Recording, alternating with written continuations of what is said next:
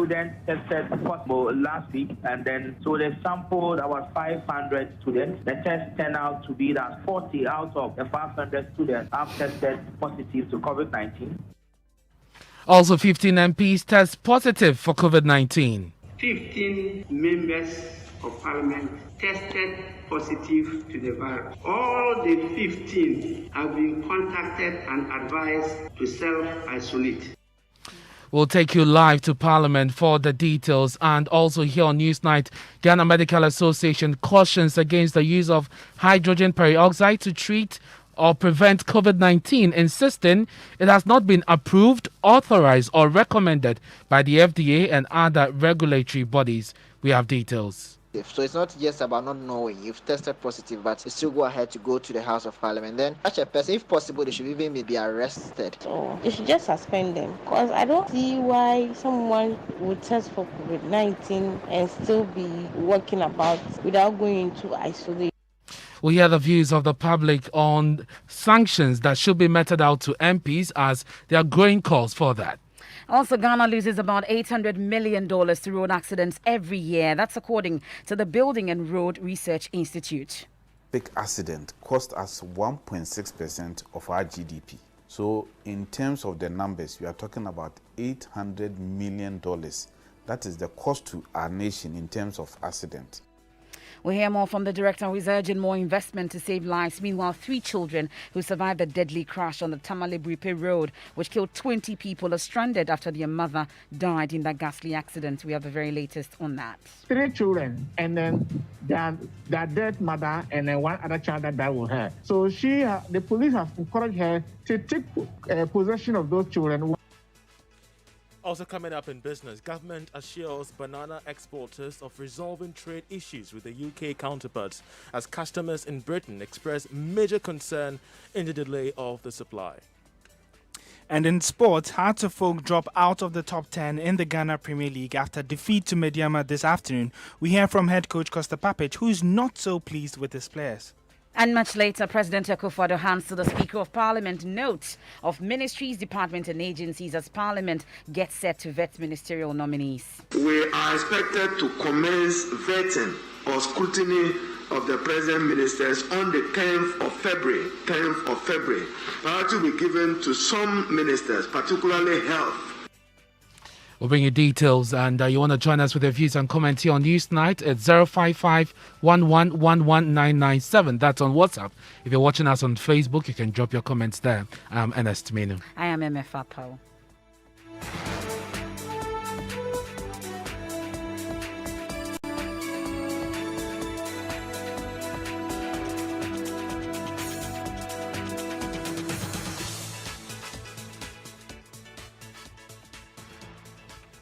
Thank you very much for joining us here on Newsnight. And tonight, some 40 students in private schools at Akonsomo in the Esiojaman district of the Eastern region have tested positive for COVID-19. Joy News checks reveal the cases were recorded after a total of 500 samples were taken from the school. Health officials say all the students are asymptomatic and are responding to treatment even as they continue to isolate. Now, according to data available on the website of the Ghana Health Service, the Eastern region confirmed 322 positive cases between January 1 and February 2, 2021.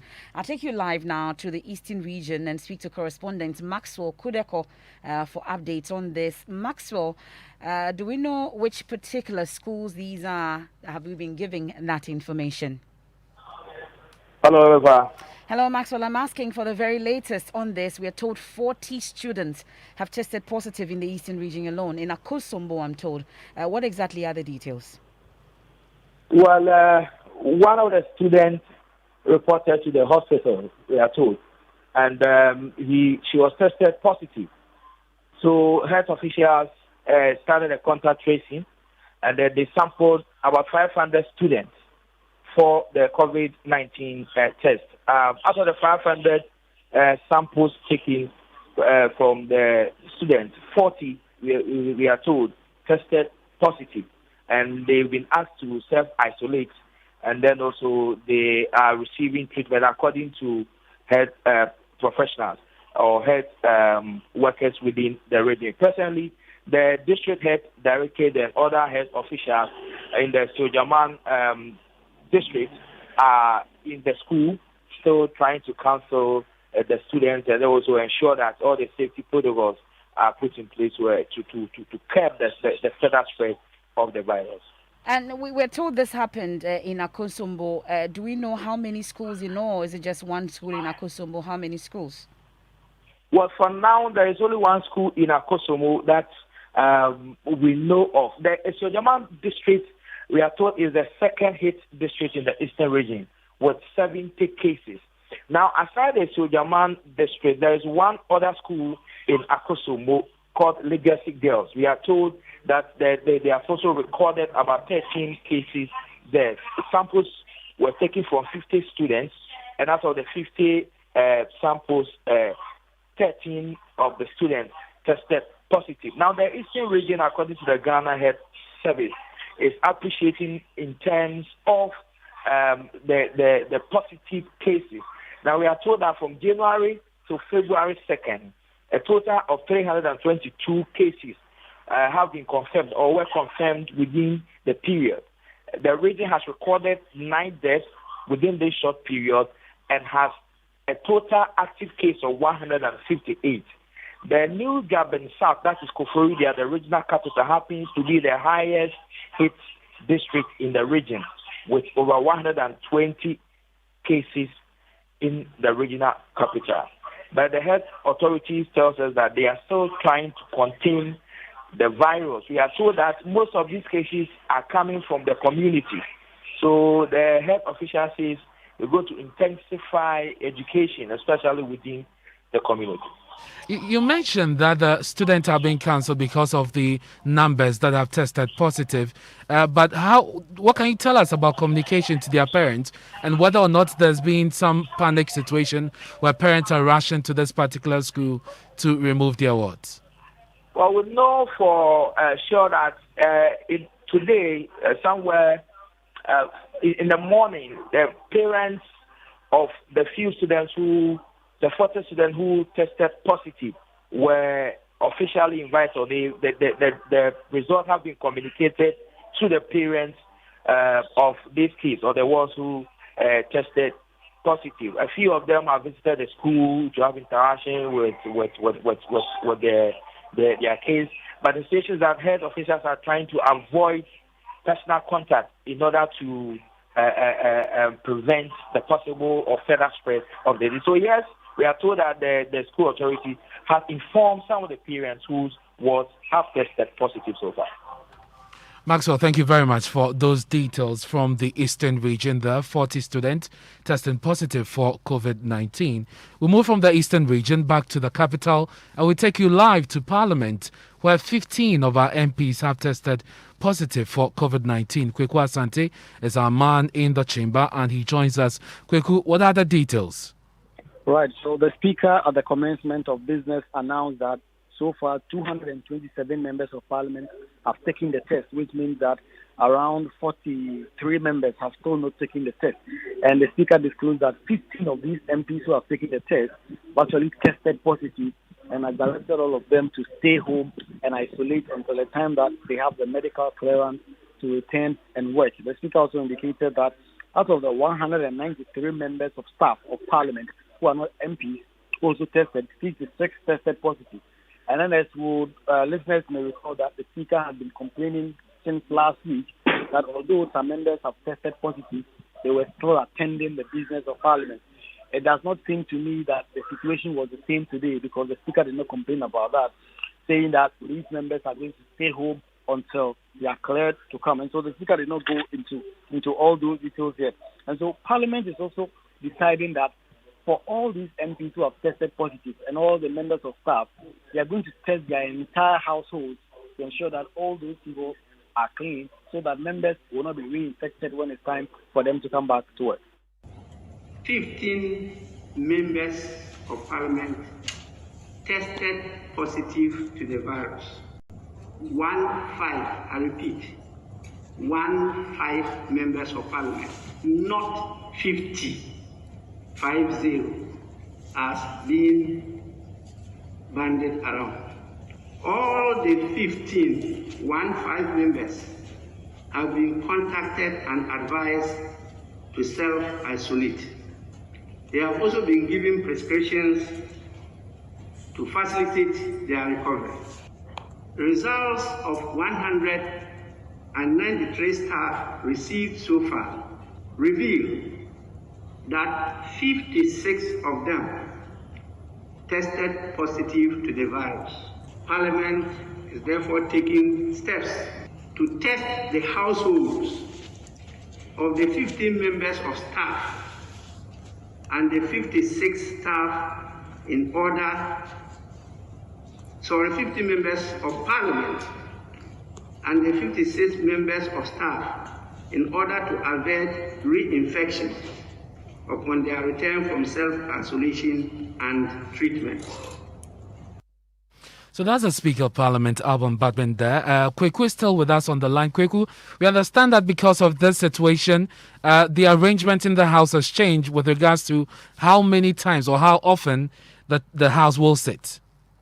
So according to Speaker of Parliament, Alban Badman, the House is going to sit only 2 times every week until further notice, that is Tuesdays and Thursdays. We can take a listen to the Speaker. In consultation with leadership and the clerk, I have decided to implement the following measures to curb a further spread of the virus. 1. The House will from next week sit twice in a week. That is on Tuesdays and Thursdays. 2. Only members of Parliament and members of staff who are needed for the business of the House on those days will be allowed in the presence of Parliament from next week. This excludes members and staff who have tested positive and those who are yet to present themselves to the test. I will not, and I repeat, I will not hesitate to name and shame any member who flouts these directives. Speaker of Parliament, Alban Badman there, and we'll stay in the House, Emefa. Earlier, the Speaker threatened that the names of legislators who had failed to take the test will be, put out there and will be prevented from partaking in business on the floor. The Speaker last week gave the warning following a spike in the number of infections among MPs. And of course, we heard him refer to the situation earlier. Well, we'll be hearing some of your thoughts on this particular issue because most of you were hoping that he would name and shame by now. We've been speaking to some of you, but let me take you back to the Eastern region. We've been talking about 40 students who tested positive in Akonsombo, a school in Akonsombo alone. Let's bring in the Eastern Regional Director of the Ghana Health Service, Dr. Winfred Ofosu, for some clarification on this. We are grateful for your time here on Newsnight, sir. So confirm to us the figures first in terms of the schools that have recorded cases. Hello, Ms. Ofosu. Hello, Dr. Ofosu. It appears we don't have Dr. Winfred Ofosu. The line is active there. So, Dr. Ofosu, let's try again. Can you hear us? It appears Dr. Ofosu is unable to hear us, so we'll try and re-establish contact to Dr. Winfred Ofosu for more on this. Let's try again, Ernest. It appears he has an active line. Mm-hmm. Dr. Winfred Ofosu, welcome to Newsnight. Can you hear us? Yes, thank you. Except that it's a bit faint. I'll try to raise my voice. Okay. So I wanted you to first give us the figures in terms of how many schools in particular. We're told that in Akonsombo alone, 40 students have tested positive. Please give us the figures. Yes, the school in Akonsombo, we have 42. 42 in Akonsombo. 42 in Akonsombo. You're saying we have 42 and not 40. 42 students have tested positive in a school in Akonsombo. Hello, Dr. Winfred Ofosu. Yes, we can hear you, Dr. Ofosu. We are asking for clarity. You just mentioned that 42 in Akonsombo alone. Are you able to give us a school, or for obvious reasons you want? I don't have the... I asked them to give the information on the school in Asojama, but I've not had that yet. So when I get it, I'll give you. Okay, so apart from this school in Akosombo, is it a mixed school, first off, a mixed school or a single-sex school? No, I don't have that detail. But what I know is that the students who are affected and those who tested negative are all in school. What basically happened was that one student showed symptoms, so he was tested. And he came out positive.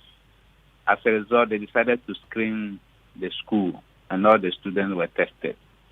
So most of the 42 that we are talking about are asymptomatic. However, they've all been, those who tested positive have been isolated in school, and also those who tested negative are also being observed, also in school. And our health team is working with the school. And the parents of these 42 students have been contacted. What exactly are the measures in place to keep spread in this particular school? Those are all the details I requested for the district to update me so that, but I believe the parents would have been informed.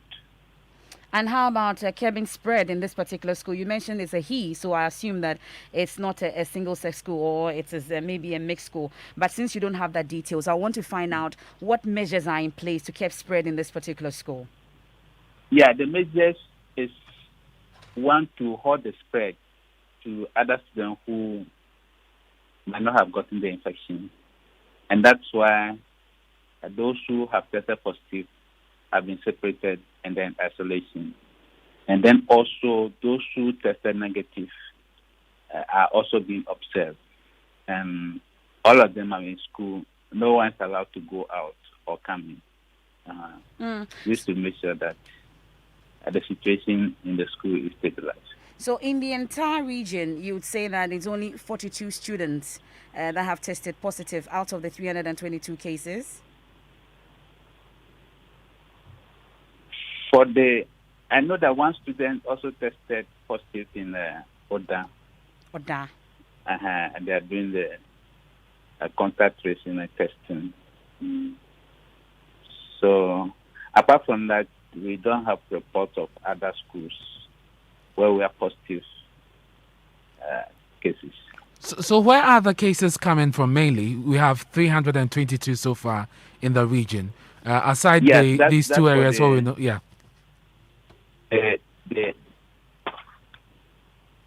Hello, Doc.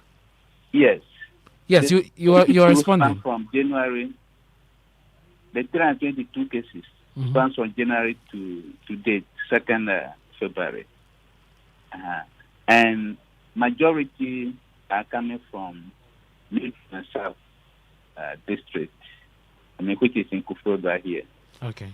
And most of them were picked from the regional hospital because they came sick, so they were picked and tested.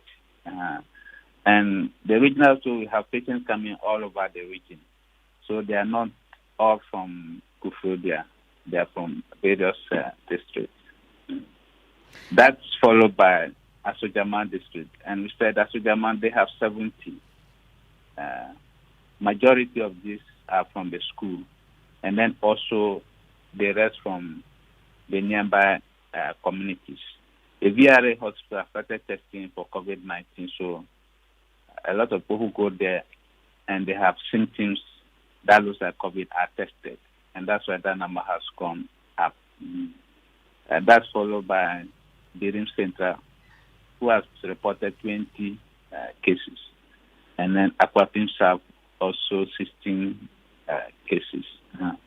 Most of the districts, the number of cases they reported are under 10, some only 1. Well, but you mentioned the Sojaman, for instance, that 70 cases have been recorded in the Sojaman, most of them students. But we've talked about 42 students in one school. So out of the 70, how many more are students? Tell us the exact figures in terms of how many are students in the Sojaman, because you mentioned 70. That's what I mentioned. 42. But the rest of the 28 are from communities. Okay. they are not from the school. Well, there are a number of parents listening at this point and relatives of, students in this school or a school in Akosombo, like you've mentioned, and are worried about the situation. What kind of assurances can you give them? Because you're saying that no student is leaving or getting in there. So what assurances can you give to those listening, guardians and parents? Yes, what I say is that all those who tested positive, most of them do not have symptoms. They are asymptomatic and they are in stable condition, doing well. Those who tested negative are also fine and they are being observed. So for now, there is nothing alarming coming from the school. I would like to assure all the parents that their wards are doing well.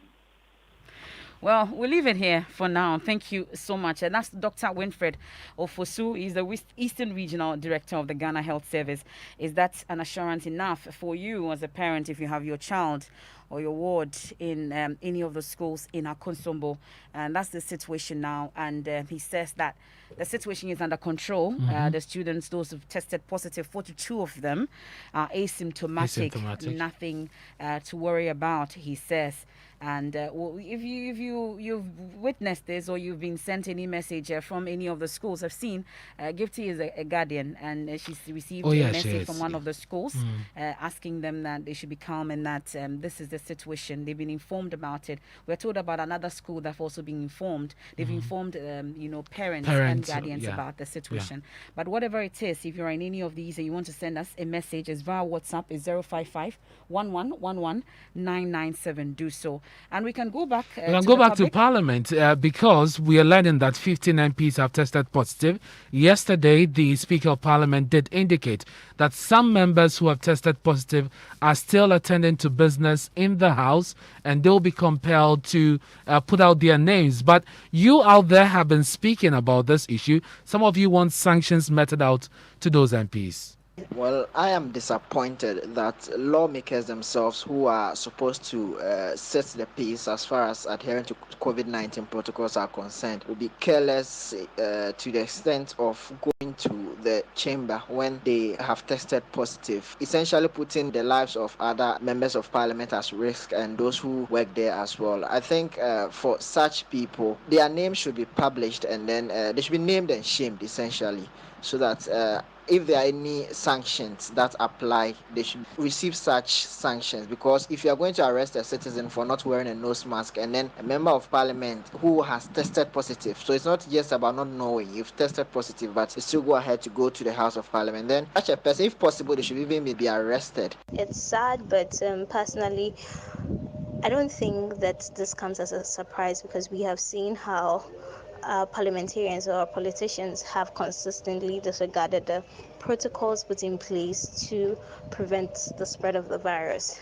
And I hope that this experience will make them take the virus more seriously and the protocols, because they should know that their lives is not just theirs. I mean, they're serving us too, and I don't know their reasons for still going to the chamber whilst they've tested for COVID-19. But I just think they should be suspended, that's all. They should just suspend them. Because I don't see why someone would test for COVID-19 and still be walking about without going into isolation. And these are people we hold in high esteem. The MPs should be made to face a law that bans people from even walking around without a protective covering on their faces. That same law should be applied to them, but should be more, because these are the people that pass those laws. And so that is what you've been saying about the members of parliament who are still attending to business on the floor, even though they have tested positive. Emefa. Come with me to my home region at this point, because the Deputy Volta Regional Director in charge of Public Health, Dr. Senanu Kwesi Jokoto, is warning that health facilities in his jurisdiction may be overwhelmed with coronavirus patients if care is not taken. Listen. And even in Ghana, it is getting to a point where some facilities are already overstretched. In the Volta region, for the first time since the pandemic broke, we have crossed our 200 active case limit. As of today, we have 206 active cases. And all these cases have been recorded in less than 3 weeks. If you want to put the active cases or the cases that we have recorded within the past 4 weeks, it will be over 300 cases. We are moving at a rate like we have never before since the pandemic began. No matter the preparations of the health service, which we have done to the best of our ability, we need to be complemented by the public in the way they adhere to the COVID-19 protocols. We can have the best systems, but if the people of the Volta region do not adhere to the safety protocols, it will get to a point where we will be overwhelmed by the COVID-19 cases that we have. So you had the Deputy Volta Regional Director in charge of Public Health, Dr. Senanu Kwesi Jokoto. And we stay on COVID-19 a while longer. Here in the Greater Accra region, when you go to the Greater Accra Regional Hospital at Ridge, we understand that the ICU there, the 16-bed ICU is full, but the hospital director, Dr. Emmanuel Sorpenyo, is worried about the post-COVID-19 complications, which is having a lot of adverse impact on patients who recover from the disease, from the virus. Now, he's been speaking to my colleague, Manu Cranton, in an exclusive interview. You can get COVID, recover, but get what we call post-COVID complications because of the leftover complications that it leaves on you, like the lungs. The lungs is the first place. Sometimes you can get COVID, your test may turn negative, but you may still come back to the hospital with severe respiratory complications or severe cardiovascular complications simply because you've had COVID in recent times. So we have seen this clearly. And there are some people who have survived the COVID but died from complications of COVID. They've survived the primary COVID disease, but they will go home or either still remain in the hospital. We've had several of such cases who have died with COVID, post-COVID lung complication or post-COVID complications. So again, this is a message to the public that for those who may have survived initially from the COVID complication, the COVID itself, they must remain in close contact with their doctors, continue to attend their medical checkups so that they can be taken through the overall space of time to be sure that they are completely fine. They should not just go back to bed too quickly or relax their guard too quickly because they may experience some other complications which may be related to the COVID. Dr. Emmanuel Sorpenyo is the medical director at the Greater Accra Regional Hospital. And there's a statement from the Ghana Medical Association. You know that, Ernest, I know that you've been excited about this, the use of hydrogen peroxide. Yes. Well, most of you have been using it. Well, the Ghana Medical Association has a statement on it tonight. They are warning the public against the use of hydrogen peroxide as it had not been approved, authorized, and recommended by the FDA or recognized regulatory body for treatment or prevention of COVID-19. So according to the GMA in a statement, I'm sure you have a copy of it also, it says there have been some published observational studies suggesting the hydrogen peroxide may be used in the prevention of COVID-19. But that statement signed by President of the GMA, Dr. Frank Ankobia, and General Secretary GMA, Dr. Justice Yangsin, it says there's been, presently, hydrogen peroxide has not been approved, authorized or recommended by the Food and Drugs Authority, the Ghana Health Service, Ministry of Health, World Health Organization, or any other reputable international drug or health regulatory body for the prevention or treatment of COVID-19. Hydrogen peroxide has been used for several decades for disinfection and as an antiseptic, specifically in Ghana. Hydrogen peroxide at low concentrations of 3 to 6% WV is registered by the FDA as antiseptic for minor cuts, wounds and skin ulcers, and also a mouthwash and deodorant gargle. And it goes on to say, whilst we await results of randomized clinical trials, both locally and internationally, on the use of hydrogen peroxide to prevent or treat COVID-19, and also recognizing the devastating nature of the second wave of the infection in Ghana, the GMA recommends the following. The general public is advised to handle the product as any other medicinal product, and that the misuse of same could lead to serious physical and undesirable medical consequences.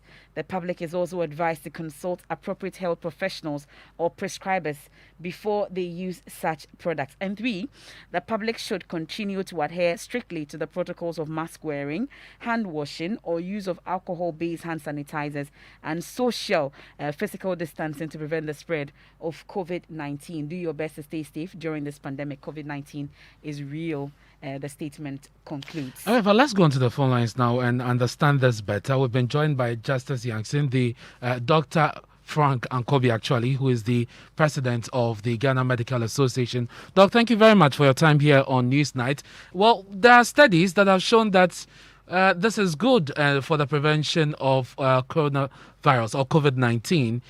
What is really the caution here? Good evening. My greetings to your listeners. In fact, I didn't hear your whole statement. You said there are studies to do what? Yes, and so the issue of hydrogen peroxide came up when scientists at the University of Ghana conducted some studies to show that it is good in the treatment or prevention of COVID-19. After that, we have seen the reaction. There have also been education on how to use it. When you say that it's not been approved, it's not been authorized, help us understand. I haven't seen the study that you are talking about. I've not seen that study. Have you seen it yourself? Well, we have not seen in detail, but we've spoken to the scientists who led this. Oh, we have not seen the study. Hydrogen peroxide has been on the market for it's been used for decades in Ghana. But we must be sincere that we have not seen any studies or we have not cited anything like that. And in any case, the Food and Drugs Agency, Food and Drugs Authority, that is supposed to actually declare that such things should be used, have not said that, for that purpose. In fact, it's been licensed. Hydrogen peroxide, like I'm saying, it's been used in Ghana for decades, but it has not been licensed to be used for the prevention or treatment of COVID. And that is what we are telling people, we are telling the public, that they should not use it for that purpose because the regulatory body has not actually licensed it for that purpose. But is it that the Ghana Medical Association has also tested it and realized that it's not good for that purpose, or you're just waiting for the FDA to do so before you issue such a caution? We have not had any evidence that it works or it does not work. Once we are also scientists, and we believe in the science of it. We believe in the science of it. We'll be too happy if even our member comes out with something like that, and we are ready to offer all the support. What we are saying is that let us have a study, a randomized trial, or something which would then prove that we can use hydrogen peroxide to prevent COVID or to treat COVID. Short of that, it would be very difficult for Ghana Medical Association to endorse it. And as I'm saying, the regulator has not endorsed it. But from what we know, at least from what the scientists have said, all the acts that we do is to gargle because it is in the throat. And most people already use hydrogen peroxide to gargle. Even your the statement acknowledges your statement also acknowledges that. So what exactly is the concern of the GMA, the misuse of the drug or the shortage? What exactly is your concern? The concern of the GMA is that the public may invariably be using it or abusing it or whatever. That is our problem. And we don't want people to have that belief that it is true, that it actually will prevent or treat COVID-19. What we want to, the emphasis we want to lay is that people should not go about gargling, drinking hydrogen peroxide with the intention of that. We know what is approved as a way of preventing COVID-19 are the safety protocols. And we are entreating the citizenry to only adhere to these safety protocols. Okay, but in the meantime, are you pushing for the test of it to ensure that it actually works? Because you said you'll be happy if that happens. But aside issuing this caution, for instance, are you pushing for that to also happen? I can't hear you properly, but I'm saying. Yes.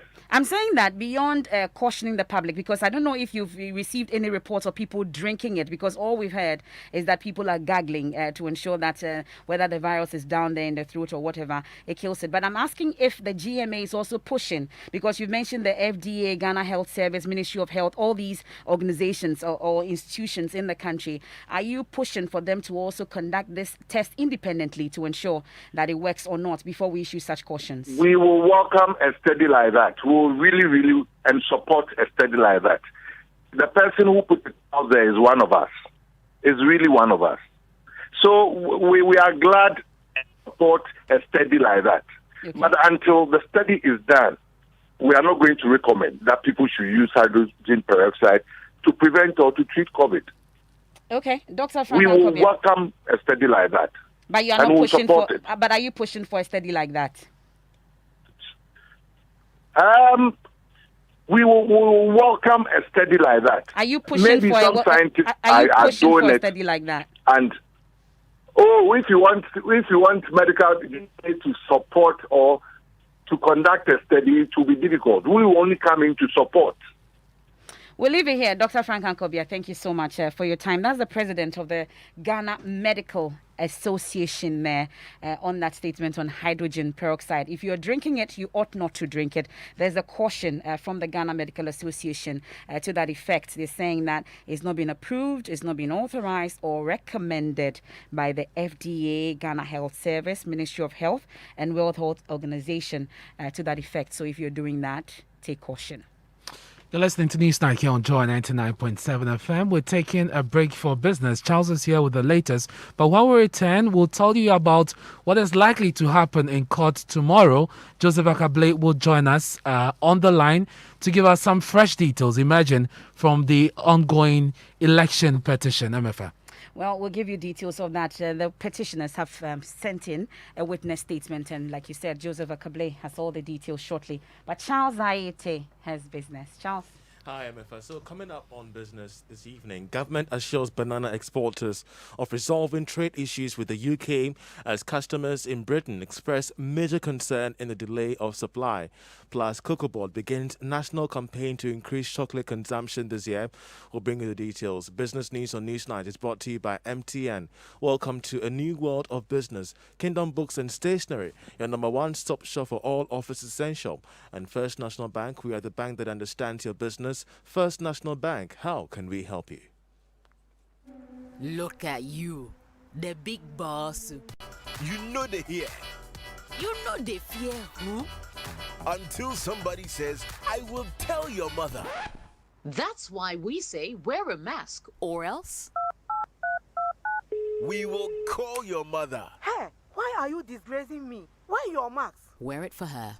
Wear it for me everywhere you go. MTN.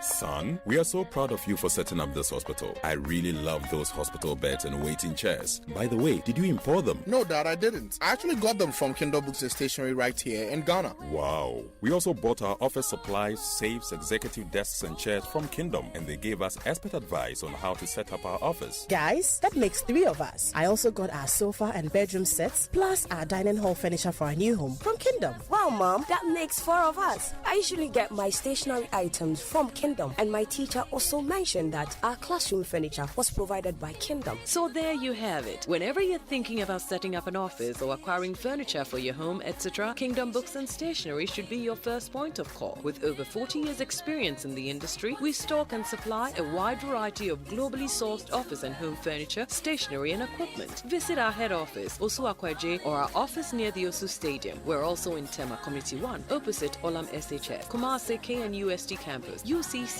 Cape Coast, and now at the Marina Mall, Airport City. Or call us 0302 764101, 764209, or 762792. Visit our website www.kingdomgh.com. Our 130-year journey at Allianz has seen our operations growing to cover over 92 million Allianz customers in over 70 countries worldwide.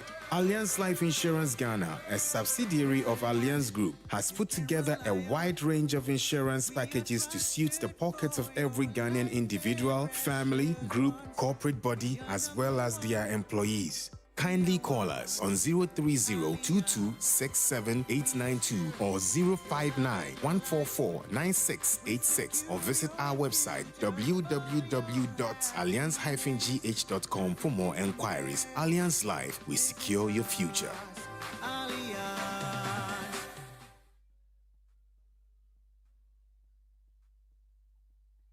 Joy 99.7 FM.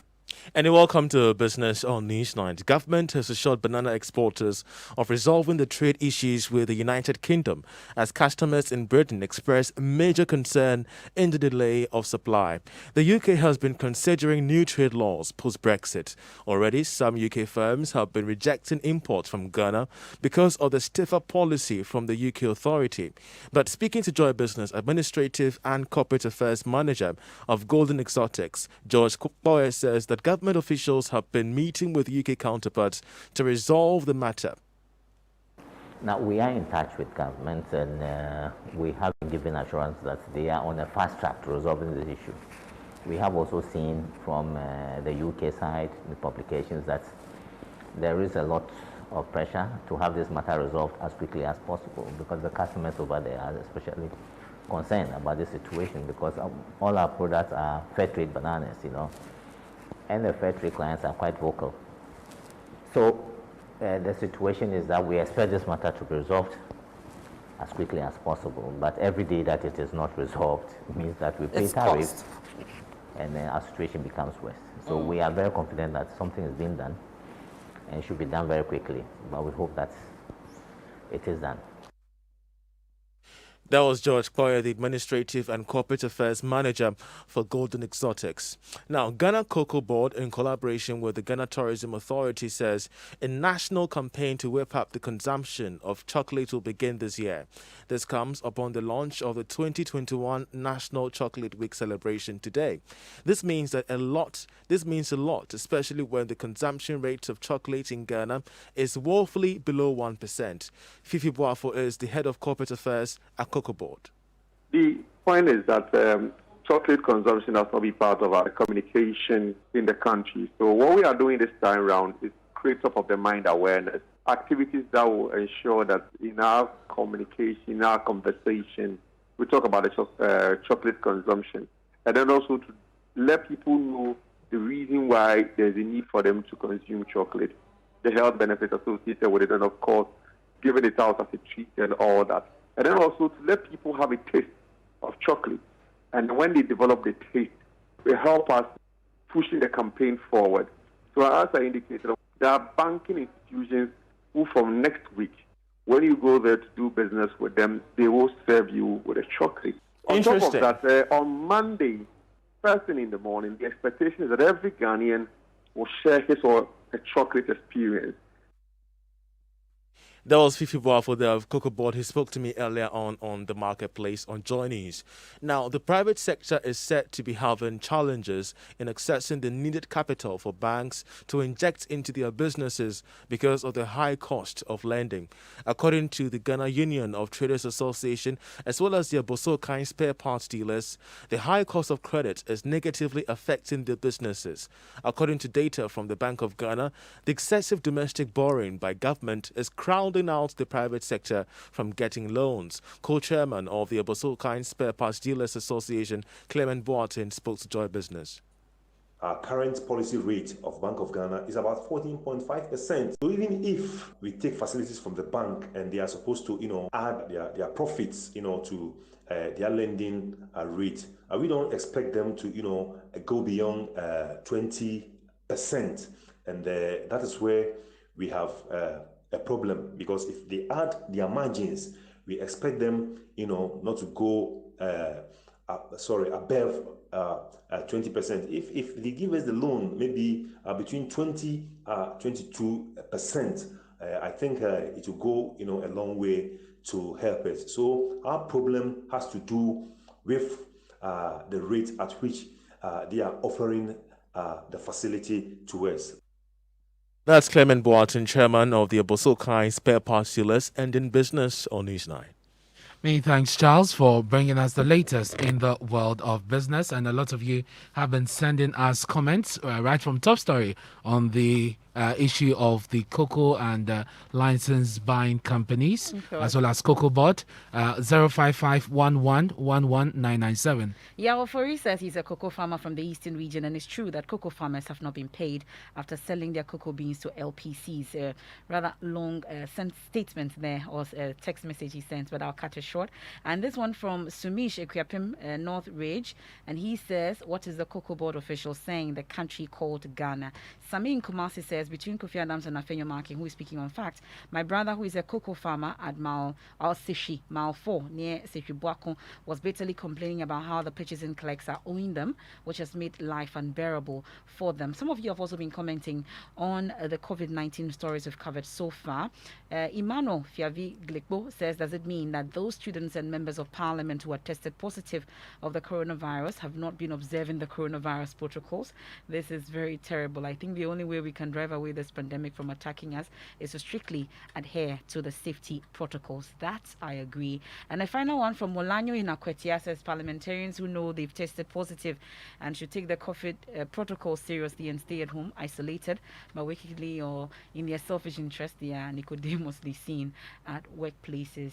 Why won't they be shamed publicly, he asks. Some of your messages. All right. And let's go to the phone lines now. Tomorrow, the court will sit. I'm talking about the Supreme Court. They'll resume their sitting on the ongoing election petition. And we understand that the petitioners have filed fresh document. Court correspondent Joseph Akable joins us on the line. Joseph, we understand this is a witness statement. Who is this witness? The witness is Rojo Metu Nunu, who, as we have been made aware and we observed during the election coverage, he was one of John Dramani Mahame's representatives at the EC's National Coalition Center, popularly known as the Strong Room. You recall that on Wednesday, Mr. Mahame's lead counsel, Chachi Chikata, did inform the court that there was a witness that they wanted to present to the court to testify, but due to some health concerns, he could not file a witness statement, neither could he be available to be cross-examined in the court. And so they did ask to have conference with the Justice of the Supreme Court in chambers. Now, what we have cited today is a witness statement that is signed by Mr. Metinunu, which was filed at 3 p.m. today. And our sources indicate that he is the witness that reference was being made to on the said day, that is Wednesday. And so we expect that tomorrow he will be cross-examined? That is so, but the information coming in is that it may not take the form that we have seen the other cross-examinations take.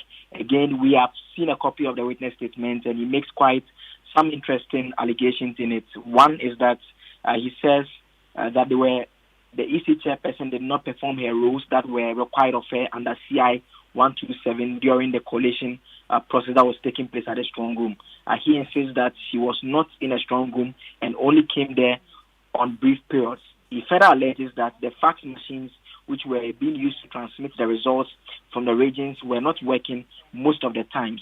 He goes on to say that Dr. Siribo Kweku, who is an official of the Electoral Commission, because the fax machines were not working, was now coming in with sheets from various regions without stating where it was coming from. Neither were these results coming from the fax machines. He says it identified errors in these results that were coming in and tried to point it out to the Electoral Commission. He makes specific reference to the Eastern Region results. You recall that while Mr. Sirin Ketia was being cross-examined, the point was made to him that there was one of the sheets that had Ayenswan results included and one that did not have it. Yeah. Mr. Metununu insists that the two sheets were brought to them, and as at the time, they could not confirm which one was the authentic one. And even now, he says the only way they can confirm which one was the authentic one is if they see the original document which was written, had the results entered on it. And so he makes the point that as far as he's concerned, the process that took place at the Electoral Commission's headquarters was not transparent.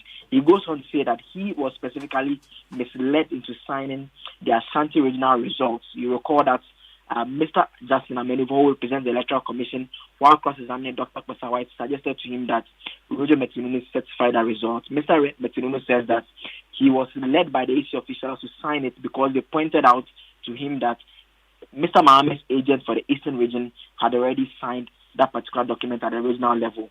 He said subsequently going through the document, he realized that there were some issues with regards to the results. He again makes reference to the Greater Accra region to say that when they did the totals of the votes that were given to Mr. Mahama, it was different, it was lesser than what he had actually was supposed to be given. And so that was also another issue that they identified. And he goes on to say that there's a difference of 1,707 votes between the original summary sheet presented to us in the strong room and the one published on the EC's website. And there has been no explanation for this. And so those are highlights of Mr. Metinunu's testimony to the Supreme Court. Ernest.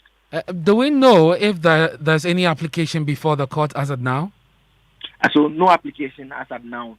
We only know that a certain request was made on Wednesday, which has the potential to affect how this court examination will take place. We do not know the details of that. We understand it may even end up being in camera, but all those are matters that we'll discover tomorrow. But what we know for a fact now is that Roger Metinunu's witness statement has been filed at the Supreme Court, and he is the next witness to be cross-examined. Joseph, thank you very much for bringing us those details, and definitely you ought to stay with us tomorrow. We'll be bringing you all the updates live on TV, radio, and online. It's now time for sports, and Reiko Ampofo is here. Hello, Reiko. Hi, Ernest. And now Hartlepool lost their second consecutive game in the Ghana Premier League against Mediama at the Akun Park. Former Asante Kotoko midfielder Justice Blay was the difference as the Moves and Yellow secured an important 1-0 victory. The loss moves the Phobians out of the top 10 as they sit 11th on the current Ghana Premier League table. Head coach of the side, Costa Papic, has expressed his frustrations with the players and thinks the performance could be better. Something is wrong in somewhere. Midfielder today, strikers today, defender today. I don't know. The last match today, 2 matches in a row behave like this and play like this. Really something missing. But like I said, we must look at ourselves in a mirror, see what is going on, sit and talk, and we will see where we are going to find a solution. I don't know what is make them to come in a pitches and play something which we're not practicing at all. But we will see. We have a match on Sunday. We're going to fight to win the match. If we manage to do that after that we have a 3 weeks break, and we will see what is going to happen.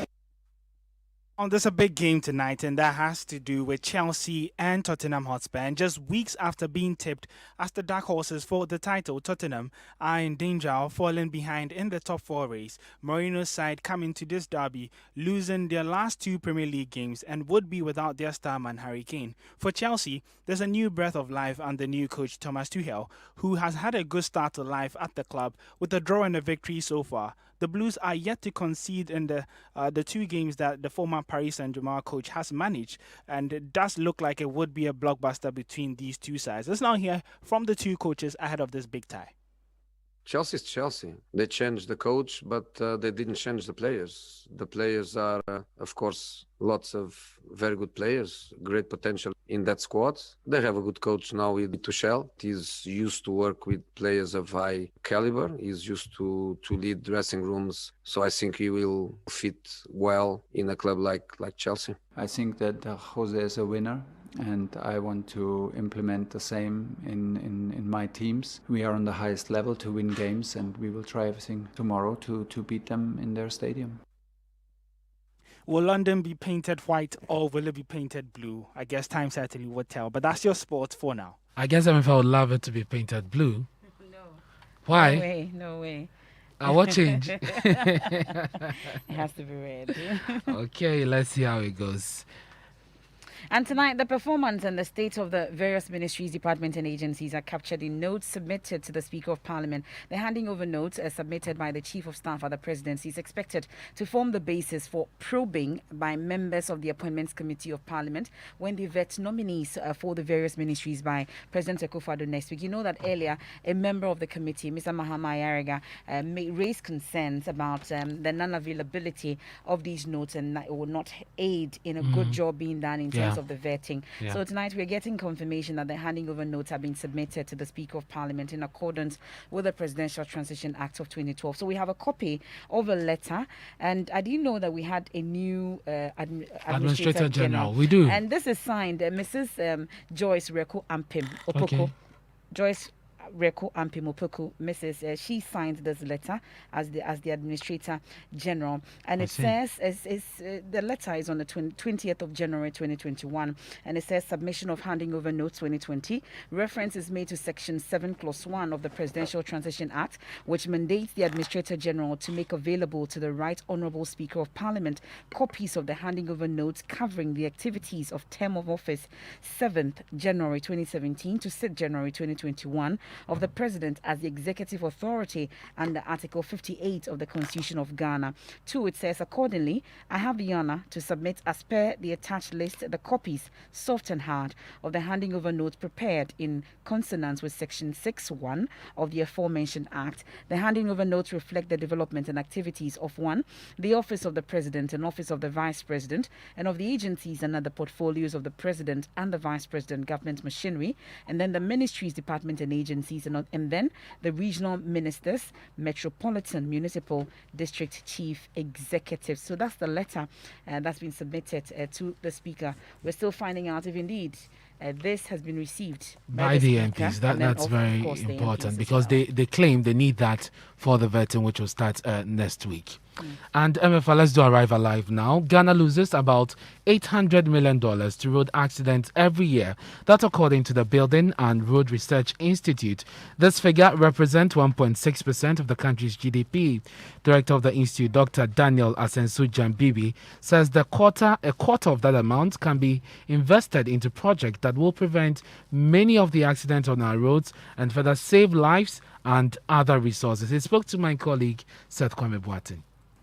Our GDP is projected to hit $50 billion by the end of 2020. Road traffic accident cost us 1.6% of our GDP. So in terms of the numbers, we are talking about $800 million. That is the cost to our nation in terms of accident. So if we use even 25% of that, or a quarter of that, we are talking about $200 million. So if you invest $200 million in road infrastructure or measures to prevent accident, you are only using a quarter of what you would have lost. And that is not even enough for us. So that is, in terms of numbers, that is the cost to the nation, $800 million in terms of road traffic accidents, and it's huge. So if you translate this figure, this GDP in terms of the cost to our nation into figures, and we can know the figure, then we know how serious and how much concern we should be in tackling road traffic accidents. Even with this COVID, why are we not getting this same commitment from our policymakers? That's interesting. As you have rightly said, road traffic accident is taking more lives than what COVID is taking, and it's a serious public health concern. So you have said it right, that we need to be even more concerned when it comes to road traffic accidents. And that's the director of the Road Institute, Dr. Jambibi, there speaking to my colleague Seth Kwame Boatin. And that's it for our Arrival Live campaign brought to you by Logistic Movers, National Road Safety Authority, Joy News, and of course Toyota Ghana. And this is a story that you've been waiting for, Ernest. Oh, really? Have I? Flatulence or passing gas in front of your partner, is it a good reason to consider leaving a relationship? That question has got many in Kumasi talking after a couple who featured on the popular Obra show on Ishra FM said they were on the verge of a divorce after one of them complained bitterly about the other's constant flatulence. Listen.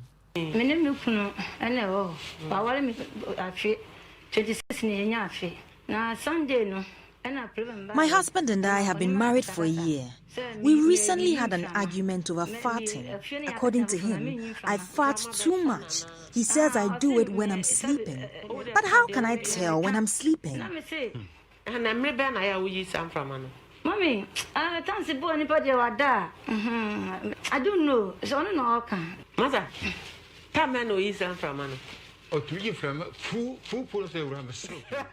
she farts poo too much.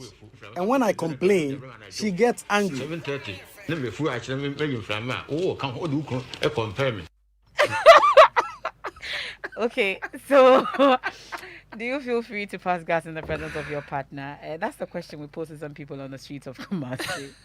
If you intentionally do that in front of your partner, maybe that one can cause a problem.